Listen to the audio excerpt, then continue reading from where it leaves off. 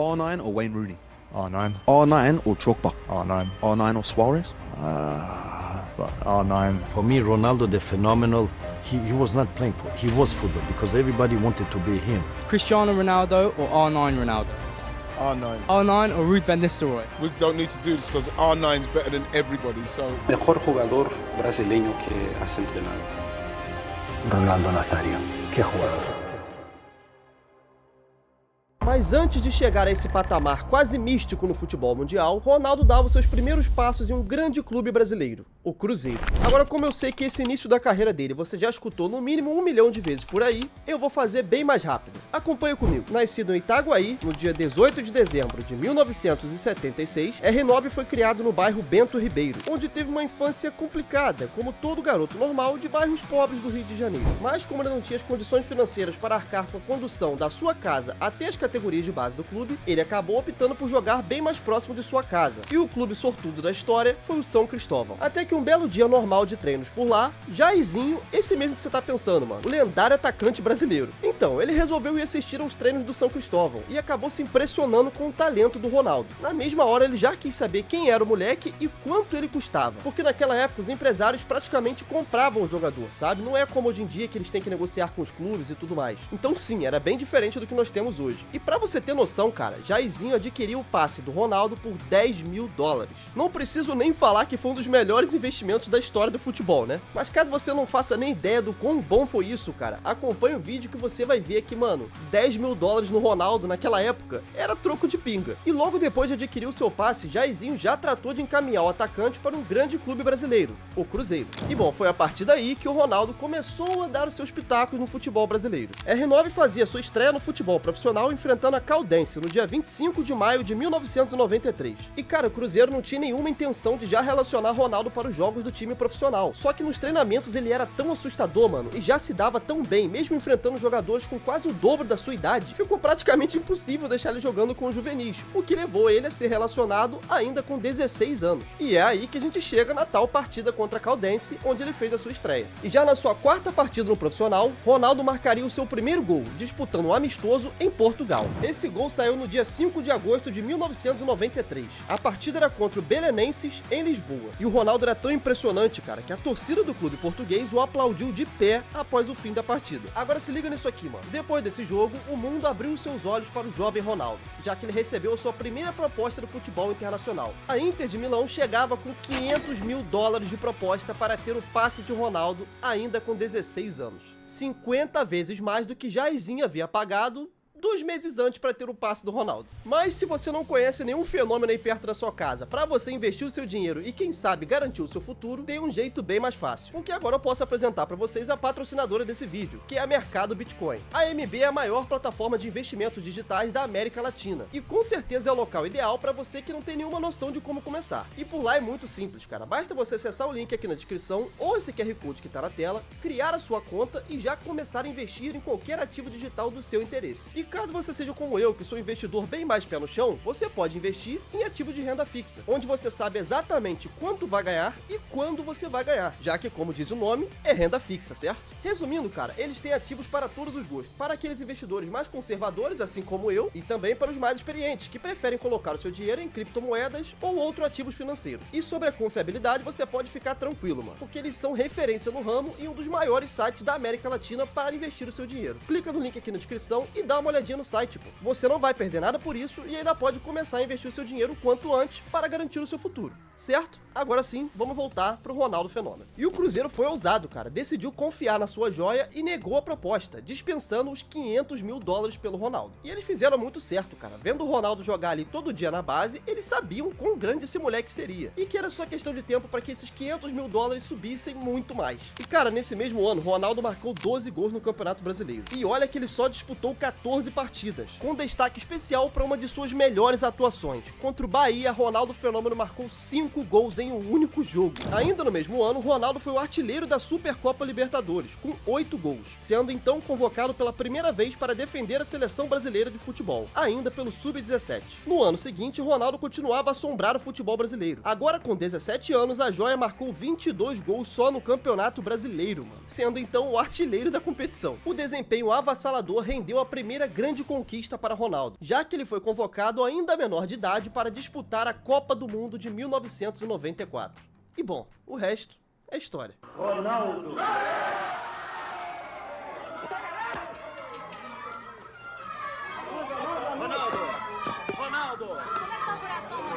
Wellington! Ah, disparou completamente. A emoção realmente é muito grande. Ronaldo! Realmente é muita emoção e... Ronaldo não disputou um minuto sequer dos jogos daquela Copa. Mas, por outro lado, Romário estava vivendo seu auge físico e técnico, formando uma dupla de ataque letal com Bebeto e conquistando, após 24 anos de jejum, o tetracampeonato mundial para a seleção brasileira. O próprio Ronaldo veio a dar várias entrevistas no futuro, onde ele diz o quão importante foi estar naquele grupo em 94. Porque mesmo que ele não tenha nem entrado em campo, só dele estar ali junto com a delegação da seleção brasileira, de poder acompanhar de perto os treinos do Romário e do Bebeto, e principalmente de já ter a sensação de como é jogar uma Copa. Ele afirma com todas as letras que tudo isso foi essencial para que ele pudesse ter um desenvolvimento melhor, tanto na seleção quanto na sua carreira por clubes. Aí hoje em dia por aqui, se o moleque já tá voando no seu clube, não pode convocar, não pode nem jogar. Se ele entra no jogo e já faz gol, o que ele merece no próximo jogo? Banco. Dá banco pra ele, não pode. A gente não pode ter pressa com as nossas joias. Enquanto isso, Lamine Yamal tá aí desde os 16 anos acabando com jogos lá pela Espanha. O jovem Ronaldo, ainda com seus 17 anos, já era campeão do mundo com a seleção brasileira. E é claro que as propostas não paravam de chegar na mesa do Cruzeiro.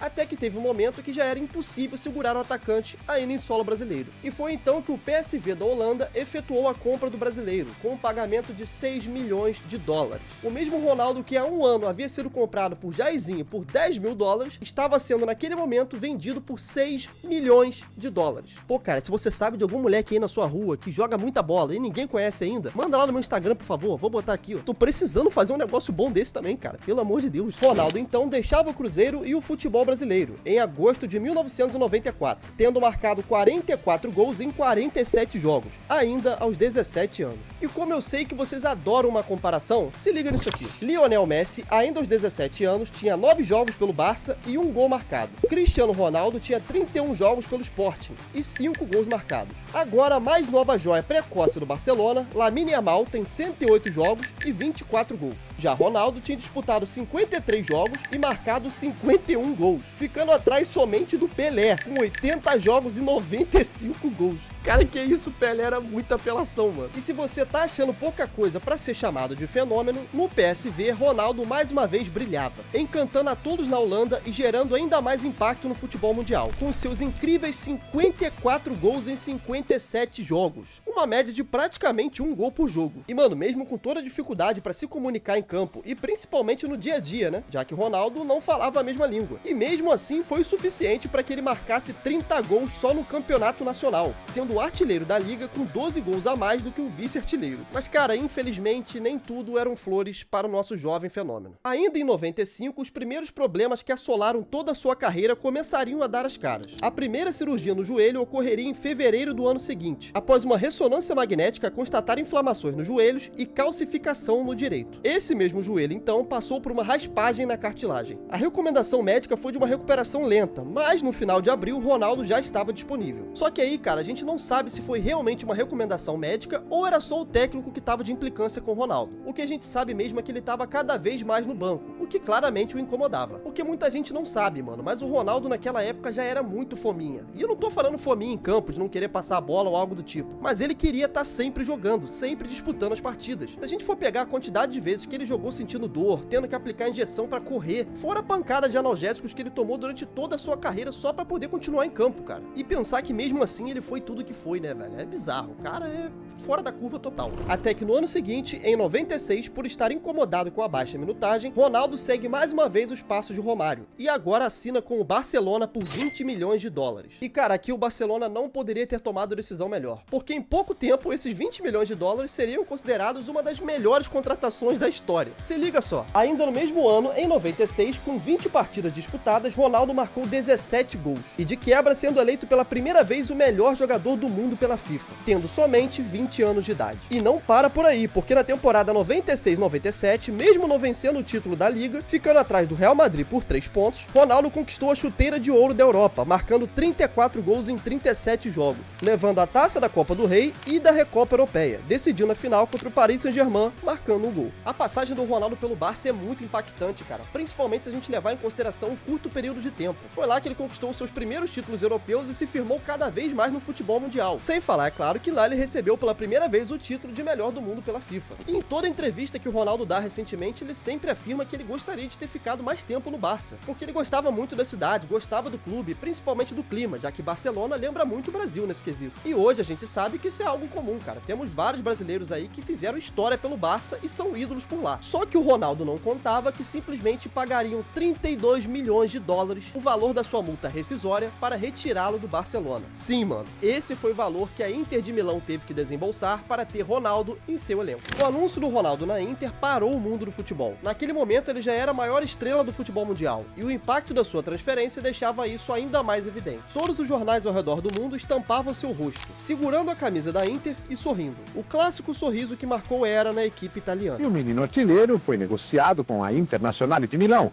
por assombrosos 43 milhões de dólares. Na Itália, Ronaldinho ficou ainda mais popular. Virou uma mania entre os tifosi, os fanáticos torcedores italianos. E bom, mano, ele era muito mais do que apenas um jogador de futebol. O acesso à informação naquela época já era bem mais rápido do que nos tempos do Pelé, por exemplo. Só a imagem do Ronaldo já era bastante para bater recorde de vendas em jornais ou revistas esportivas. Tudo que Ronaldo fazia virava manchete. Todas as roupas que ele decidia usar esgotavam nas lojas. Todos queriam ser pelo menos parecidos com a grande estrela do futebol mundial. Porque se liga nisso aqui, cara. Hoje, em 2025, e essas fotos parecem ser atuais, mano. Eu hoje em dia queria ser assim, cara. Não tem jeito, pô. Ele era a aura em pessoa, cara. Ele encarnou para nascer como protagonista. Não tem o que fazer. E se a gente for falar em campo, mano, o resultado foi imediato. Ronaldo, usando a camisa 10 da Inter, marcou 14 gols em 19 jogos, sendo eleito pela segunda vez o melhor jogador do mundo pela FIFA. E também pela primeira vez foi reconhecido pela revista francesa France Football, que o elegeu como bola de ouro daquela temporada. E como se já não bastasse, ele seguiu marcando gols, cara, finalizando a sua temporada com 25 gols, sendo vice-artilheiro da competição e também o estrangeiro que mais marcou gols na sua temporada de estreia. E o desempenho espetacular e a adaptação rápida de Ronaldo superavam todas as expectativas, o que levou a imprensa italiana a apelidá-lo carinhosamente de O Fenômeno. E foi assim que Ronaldo Fenômeno chegou para sua segunda Copa do Mundo, e a primeira sendo titular. O Brasil vinha para tentar defender o título conquistado em 1994, e sonhando com a conquista do pentacampeonato. Na Copa de 98, Ronaldo demonstrava na prática o porquê de ser o melhor do mundo, já lidando com algumas complicações físicas, como por exemplo lesões na perna, que ele costumava tratar com analgésicos. Mesmo assim, Ronaldo anotou 4 gols em sua primeira Copa como titular. Esse gol aqui contra Marrocos, ainda na fase de grupos, onde o Brasil venceu por 3-0, marcou também 2 gols contra o Chile nas oitavas de final. Esses que você tá vendo aqui agora. Além de também ter marcado contra a Holanda na semifinal, naquele jogo que terminou empatado em 1-1. E nesse mesmo jogo, Ronaldo também converteu a sua cobrança de pênalti, ajudando então o Brasil a garantir a vaga na grande final da Copa de 98. Rapaziada, agora fugindo do roteiro aqui rapidinho, essa partida do Ronaldo contra a Holanda em 98, ela é simplesmente inacreditável. Eu peguei pra assistir esses jogos aqui da Copa de 98 justamente pra poder escrever esse vídeo, já que eu sou de 99, então né, eu não era nem nascido. E eu já sabia que ele tinha jogado muita bola e tal, porque meu pai sempre fez questão de falar que o Ronaldo em 98 tava vivendo o seu auge ali. Só que eu não tinha noção do quão bizarra foi a atuação dele, cara. Ele era praticamente imparável, pô. Uma força física absurda, o cara arrancava, velho, dava uns piques assim de 20, 30 metros, como se fosse nada, irmão. Carregando o zagueiro, carregando o meio campo. Ele não era aquele centroavante fixo de área, tá ligado? Aquele cara que tá ali embaixo da trave pra poder só ficar empurrando bola pro gol. Em muitos momentos ele vinha lá no meio de campo buscar a bola, velho. E saía rabiscando 2, 3, 4 em alta velocidade, chutando pro gol, cara.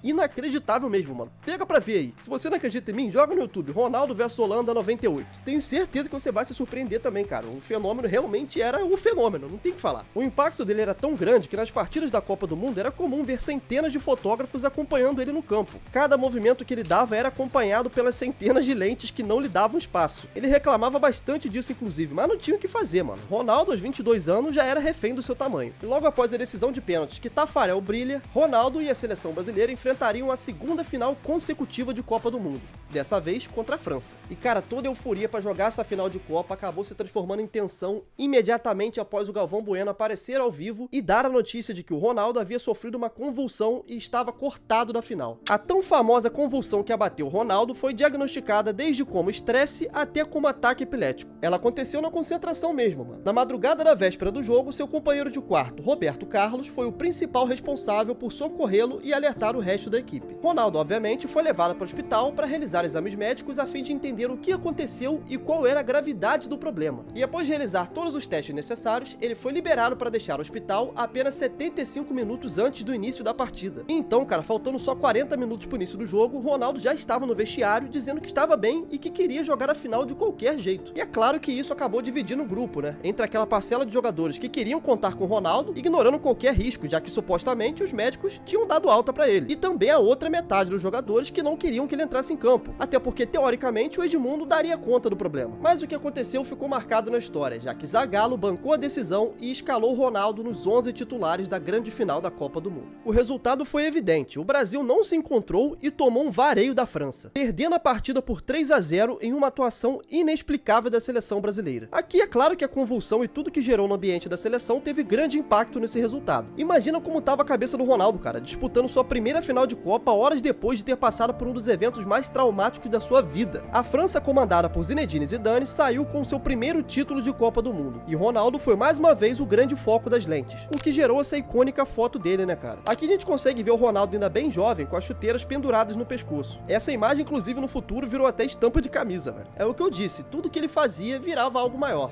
É impressionante. E bom, a fase ruim parecia estar chegando de vez para o fenômeno, já que depois do vice-campeonato em 98, R9 ainda defendia as cores da Inter, mas jogava com menos frequência, já que o seu corpo e os trabalhos fora de campo estavam cobrando seu preço. Era problema com tendinite, urgência com patrocinadores, o futebol mesmo aos poucos estava se tornando cada vez mais distante na vida do Ronaldo. Até que na temporada 99-2000, Ronaldo teria sua primeira grande lesão no joelho. Ronaldo estourou o joelho na sua partida contra o Lecce, com uma previsão de volta de 5 meses parado. E ele até que conseguiu voltar antes ainda do tempo estimado, velho. Até que no dia 12 de abril de 2000, um dia que era para ser um dos mais felizes da vida do Ronaldo, até porque o seu filho estava nascendo. E nesse mesmo momento, Ronaldo voltava aos gramados. Ele só não contava com o que aconteceria neste mesmo jogo. È sicuramente una brutta notizia per Marcello Lippi, che dopo neanche una decina di minuti di gioco e 5 mesi di astinenza per Ronaldo deve probabilmente rinunciare chissà per quanto ancora a questo grande fuoriclasse. Il peso del corpo portato tutto sull'articolazione, quindi credo che dai gesti che fanno anche i giocatori.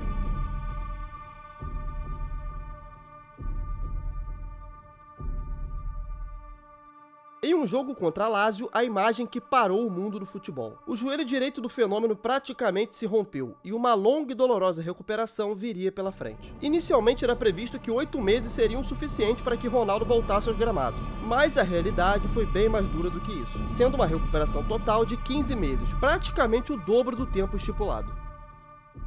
Há pouco tempo atrás, Ronaldo deu algumas entrevistas onde ele relata sobre o processo de recuperação e o quão doloroso foi passar por tudo aquilo. Na mídia, o que mais era dito é que Ronaldo estaria acabado, que nunca mais veríamos o seu futebol em alto nível, já que alguns médicos chegavam a dizer que se ele voltasse a caminhar em velocidade, já seria considerado um milagre. E bom, ele foi chamado de fenômeno, não é à toa, certo? A convocação de Ronaldo é tão absurda quanto o noivo casar-se sem conhecer a mulher. Tem coisas que só o dinheiro explica. Essa era a frase que estampava uma bandeira levantada pelos torcedores brasileiros para criticar a convocação de Ronaldo. E o mais irônico, mano, é que essa faixa foi levantada só alguns meses antes do início da Copa do Mundo de 2002. E bom, ainda bem que o Felipão ouviu o Ronaldo e resolveu lhe dar uma segunda chance, confiando 100% no seu físico e na sua entrega durante a Copa. E aí, meu amigo, o resto é história. A Copa veio e o fenômeno ressurgiu, marcando 8 gols, passando em branco somente em uma partida durante toda a Copa. Ronaldo, logo no primeiro jogo contra a Turquia, já mostra seu cartão de visitas, abrindo o placar aos 50 minutos. Rivaldo ampliou aos 87, fechando o placar de 2-0. Na segunda partida, agora contra a China, Ronaldo marca novamente. Dessa vez ele foi o último a balançar as redes, fechando o placar de 4-0 para o Brasil. Na terceira e última partida da fase de grupos, Ronaldo marca mais 2 vezes, dessa vez contra a Costa Costa Rica na vitória por 5-2, finalizando então a fase de grupos da Copa com 4 gols em 3 jogos. Já nas oitavas contra a Bélgica, Ronaldo marcou novamente, dessa vez nos 87 minutos para fechar o placar de 2-0. Nas quartas contra a Inglaterra foi a única partida em que Ronaldo não marcou nenhum gol. Só que naquela época o Brasil era tão apelão que mesmo quando ele estava abaixo, ainda tinha o Rivaldo e o Ronaldinho para carregarem o jogo. Essa que com certeza foi a melhor atuação do Ronaldinho Gaúcho pela seleção brasileira. Aquele gol de falta lá icônico que todo mundo lembra e ninguém sabe dizer ao certo se ele queria chutar ou cruzar, né? Tem entrevista que ele fala que quis chutar, tem entrevista que ele fala que quis cruzar, enfim. É o bruxo, ele pode falar o que ele quiser. Ronaldo já tinha mais do que provado que aqueles torcedores e todo mundo que decretava que ele estava acabado, estavam errados. Na grande final da Copa do Mundo de 2002, o Brasil enfrentava a Alemanha. E aqui é aquela curiosidade que não é mais curiosidade pra ninguém, né? Oliver Kahn, o goleiro alemão, havia sido eleito o melhor jogador da Copa. Isso antes de jogar a final. Que erro que vocês cometeram, FIFA, que erro. O Brasil tava bem na partida, só que o jogo ainda estava bem aberto. Até que Ronaldo mais uma vez aparece. Se liga no lance, velho. Ronaldo tá aqui com a bola dominada e ele tenta driblar os zagueiros alemães. Ele acaba sendo desarmado, levanta e já vai imediatamente para tentar roubar a bola.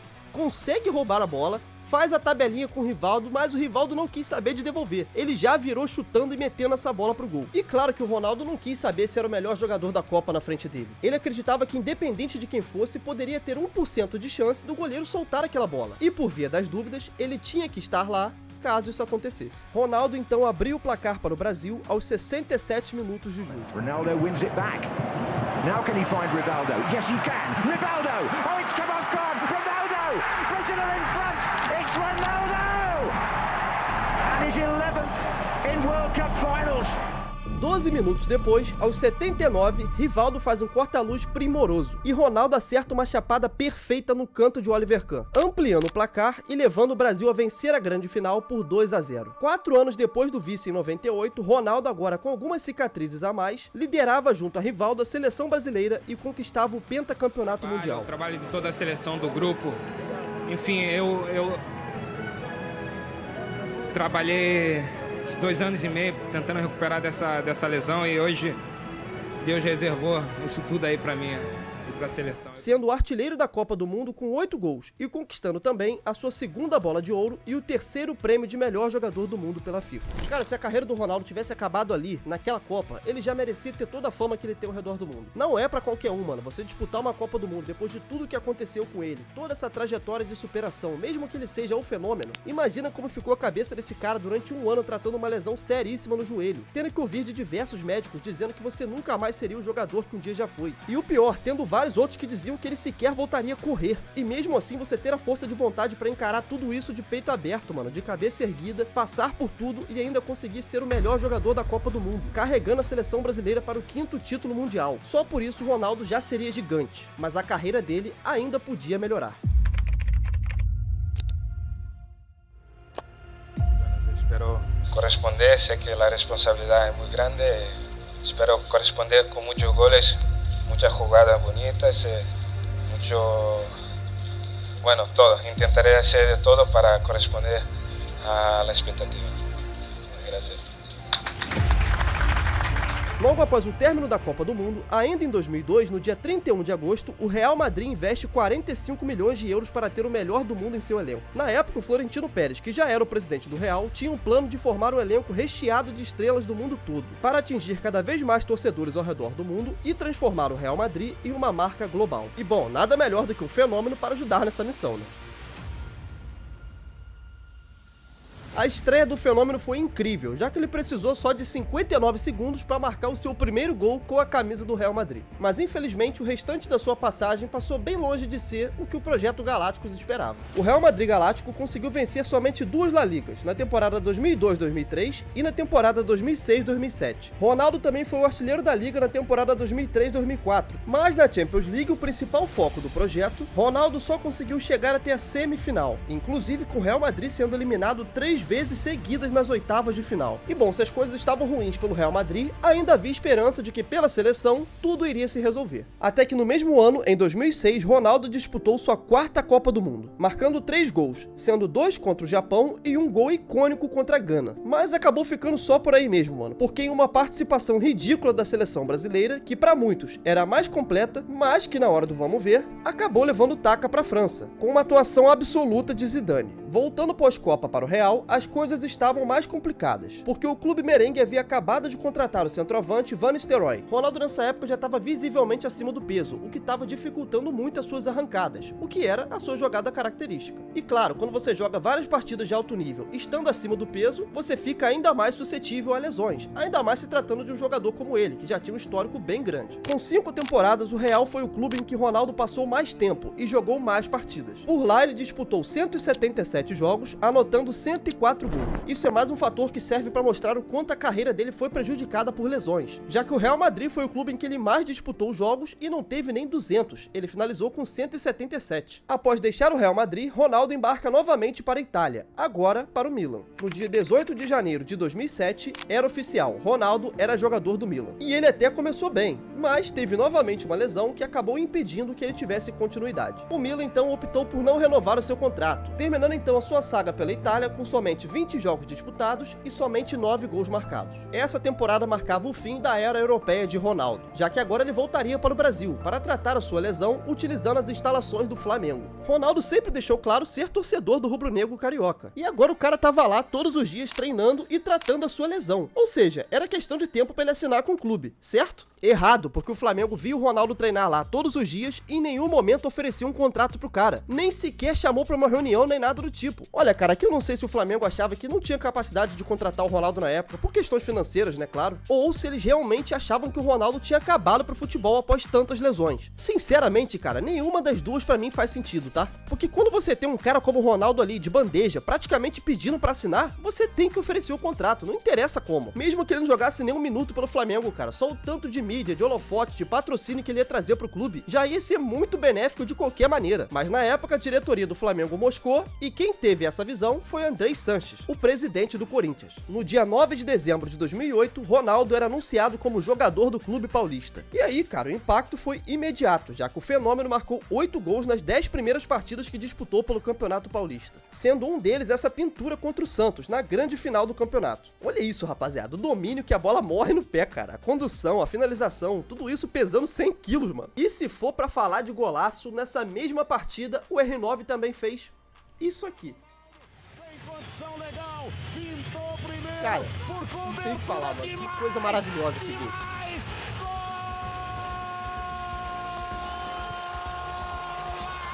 Era muito diferente, mano. Você imagina um cara fazer tudo isso que ele fez ali pelo Corinthians com 100 e poucos quilos, cara. Eu sempre fico imaginando o que será que o Ronaldo teria feito aqui no futebol brasileiro se ele não tivesse saído ainda com 17 anos. Sabe o Neymar, que jogou aqui até os 20, né? Se eu não me engano, até os 21 pelo Santos. Imagina se o Ronaldo também tivesse ficado mais tempo, cara. Se ele tivesse jogado aqui pelo menos até os 20. Mais 3 aninhos de fenômeno aqui no futebol brasileiro. Imagina o que ele teria feito com o futebol daqui, cara. É só pensar, se ele com 100 quilos, cheio de lesão, com 300 cirurgias no joelho, o cara veio pra cá e ainda destruiu jogando pelo Corinthians. Imagina aquele Ronaldo Prime, mano, o que ele teria feito aqui, velho. Infelizmente, isso é algo que vai ficar só na imaginação mesmo. Mas, voltando pra realidade, no mesmo ano de 2009, Ronaldo também foi muito importante para o título da Copa do Brasil, marcando seu gol no jogo de ida da decisão contra o Internacional. No ano seguinte, em 2010, Ronaldo não teve o mesmo impacto, já sofrendo cada vez mais pelo seu peso, que naquele momento, mano, parecia estar ainda mais acima do aceitável. O cara tava colossal, mano. Ele chegou aqui pós-lesão com 128 GB de espaço. Aí ele treinou um pouco e em 2009 ele conseguiu ficar ali com 64 GB, vai. Mas em 2010 ele já tava com 256, mano. Não tinha espaço pra mais nada. Até que depois de uma precoce eliminação na Libertadores em 2011, Ronaldo decide dar uma coletiva de imprensa, onde ali ele anunciaria a sua aposentadoria. Segundo ele, o principal motivo seriam as sucessivas lesões, o fato de ter que sempre jogar com dores e principalmente seu sobrepeso. Ronaldo atribuiu esse problema a um hipotireoidismo, que nada mais é do que um distúrbio metabólico que desacelera o metabolismo, o que dificulta ainda mais a perda de peso, facilitando o acúmulo de gordura. Olha, agora eu vou evitar me aprofundar nisso aqui, cara, porque eu não sou médico, né? Eu sou só um youtuber e eu não tô afim de falar besteira aqui. Então, quanto menos eu falar, melhor. Ronaldo então encerrava sua passagem pelo Corinthians, com 69 jogos disputados. Ele marcou 35 gols, venceu o Paulistão e a Copa do Brasil. Aos 35 anos, Ronaldo Nazário pendurava suas chuteiras. Após uma carreira fenomenal ser assolada por lesões e questões de peso, o seu tempo foi mais que o suficiente para se consolidar como um dos maiores atacantes da história do futebol, eternizando o número 9 e sendo unanimamente para todos o melhor camisa 9 que o mundo já viu. Herói do Penta, bicampeão de Copa do Mundo e também, até 2014, ele era o maior artilheiro da história das Copas. Ronaldo foi dono de momentos históricos e o principal responsável por dominar toda uma geração do futebol, transformando o esporte em algo muito maior, graças ao seu poder midiático e carisma. Ronaldo foi aquele tipo de atleta em que tudo que ele tocava virava ouro. O maior exemplo disso é a própria Nike, que graças ao Ronaldo conseguiu atingir patamares nunca antes vistos no futebol. Pra vocês terem noção, cara, Ronaldo é uma das 5 personalidades mundiais que tem contrato vitalício com a Nike. E quem são os outros 4? Michael Jordan, LeBron James, Kevin Durant,